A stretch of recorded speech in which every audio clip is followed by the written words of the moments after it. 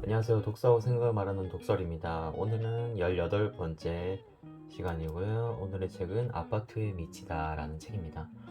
이거는 되게 좀 나온 지 꽤 된 책인데 도서관에 있어서 일단 빌려봤는데 나름 재밌었어요. 이거 뭐 아파트 투자 관련 책은 아니고요. 아파트 관련 인문학적 서적입니다. 바로 읽겠습니다. 21페이지. 르 코르비지에는 녹지 위의 고층 주거 (Tower in the Park) 개념을 제시했다.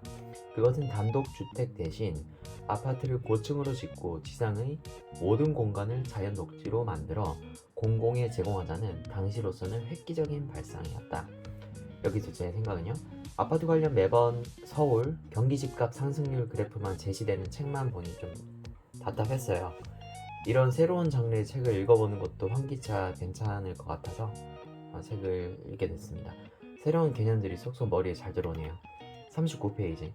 1958년 종암아파트를 처음 건설이 되었을 때 사람들의 최대 관심사는 김장독을 어디에 묻는가 하는 것이었다고 해요.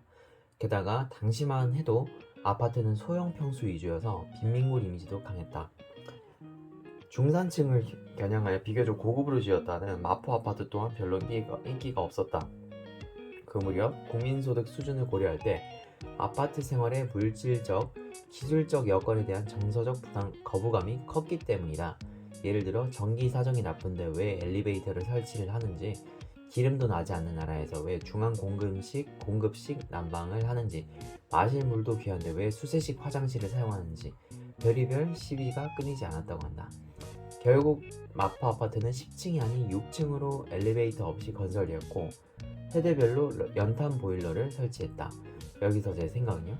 아파트가 처음 건설될 때 사람들의 관심사가 김장독을 어디에 묻는가 하는 것이 참 인상 깊네요. 물, 전기, 기름, 당시에는 많은 자원이 부족했을 것이에요. 현재 당연히 있어야 할 것들이 당시에는 정서적 거부감이 있었다니 참 신기하네요. 다음 49페이지. 수요의 차원에서도 사람들은 아파트에 실제로 살면서 온수와 난방, 방범, 기타 부대 복리시설 등의 측면에서 아파트 특유의 장점을 인식했다. 여기서 제 생각은요. 한 곳에 모여 살게 되면서 생기는 이점도 참 많은 것 같아요. 특히 방범이요. 다음으로 갑니다. 69페이지. 대한민국에서 아파트에 산다고 할 때 그것은 주택 상품의 구매를 넘어서는 일종의 기호의 소비로 보아야 한다. 급속한 근대화 과정에서 한국인들은 단순한 내 집 장만을 꿈꾸었던 것이 아니라 아파트 생활과 아파트 문화를 가늠하였던 측면이 있다. 특히 고급형 대단지 아파트일수록 우리나라에서는 아파트 거주가 높은 지위와 신분을 드러내는 과시적 상징처럼 되어 있다. 93페이지. 선진국의 경우 2006년을 기준으로 전체 주택의 5% 범위에서 거래가 이루어진 반면 우리나라는 그 비율이 거의 20%에 이르렀다. 말하자면 아파트란 증시의 블루칩 같은 것이어서 수시로 팔고 사는 대상이 되었던 것이다. 또 흥미로운 점은 주거 이동 빈도에 있어서 고소득층이 저소득층보다 더 높다는 사실이다. 이는 아파트에 사는 고소득층이 재산 증식과 관련하여 보다 자주 이사를 다닌다는 의미로 해석할 수 있다. 여기서 제 생각은요. 부자들은 아파트를 거주하는 곳 그 이상으로 생각하는 것 같아요. 내 자산을 불려줄 수 있는 상품으로 인식하는 거죠. 어릴 적에 저도 이사를 많이 했지만 모두 전셋집으로 이사를 했었어요. 자산 증식은 되지 않고 항상 제자리였죠. 물가 상승 대비 우리 가족의 현금 자산은 아이스크림처럼 녹아서 내리고 있었어요. 어릴 적 그것을 몰랐죠. 안전히 내 돈을 지키는 유일한 방법이 전세자리라 생각했거든요. 내가 가정을 꾸리고 이사를 한다면 반드시 집을 사서 갈아탈 것이다. 생각해보면 빌라도 살아보고 가장 우리 가족이 잘 나갔을 때라고 한다면 아파트에 살았었을 때인 것 같아요. 근데 모두 다 전세였죠. 당시에는 정말 부자가 됐다 생각했는데 지금 생각하면 당시 금액이 6천만 원 정도니까 지금 6천만 원으로 집을 아무것도 할 수 없죠. 당시에는 전세로 아파트 30평짜리를 들어갈 수 있었으니까요.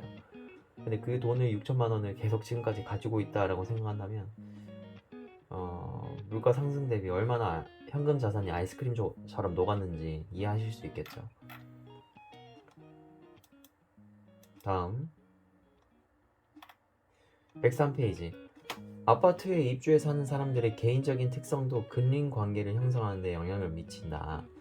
일반적으로 아파트 거주자가 자가 소유자이고 거주 기간이 길수록 그리고 아파트 단지 규모가 작을수록 이역 관계에 더욱 적극적이다. 이에 반해 대단위 아파트 단지라는 주거 환경은 자신의 지역 공동체를 정의하는데 부정적인 효과를 드러낸다. 여기서 제 생각은요. 아파트 단지 규모가 근린 관계 형성에 큰 영향이 있는지 잘 모르겠어요. 대단지 입주민 간의 커뮤니티가 잘 되어 있다고는 들었죠. 근린 관계의 경우에는 저자가 어느 정도 타인의 영향을 받지 않는 범위 내에서 자신만의 공간의 확보를 중요시했죠. 저도 저자의 의견에 동의합니다. 이웃이라고 이웃 사촌이 될 필요는 없습니다. 집은 쉼의 공간이죠.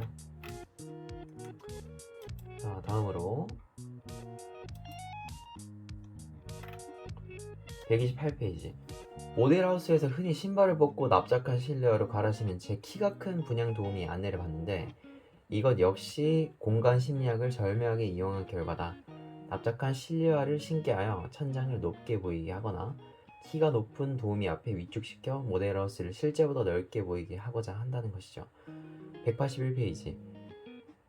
한국 사회가 강조하는 효도 윤리는 그 이면에 경제적 계산을 은밀히 깔고 있는 경향이 있기 때문이다. 순수한 마음으로는 부모에게 효도를 하기보다는 본인도 모르게 그것을 주택 문제 해결을 위한 효율적인 방편으로 생각할 개연성을 배제하기는 어렵다.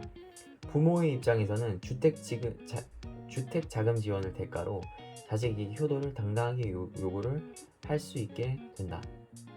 몇 해 전 아파트 가격이 폭등했을 때 이른바 효도 계약을 체결하는 가정이 늘었다. 여기서 제 생각은요. 부모의 도움은 절대 받지 않을 것이에요. 그만큼 간섭받을 일이 많아진다는 뜻이겠죠. 효도 계약이라는 표현이 참 인상 깊네요. 마무리를 하면서 말씀드릴게요. 부동산 관련 재테크 위주 도서만 보다가 인문학적 관점의 책을 읽으니까 확실히 신선했어요. 환기차 이렇게 읽어보는 것도 괜찮은 것 같습니다. 네, 이상입니다. 들어주셔서 감사합니다.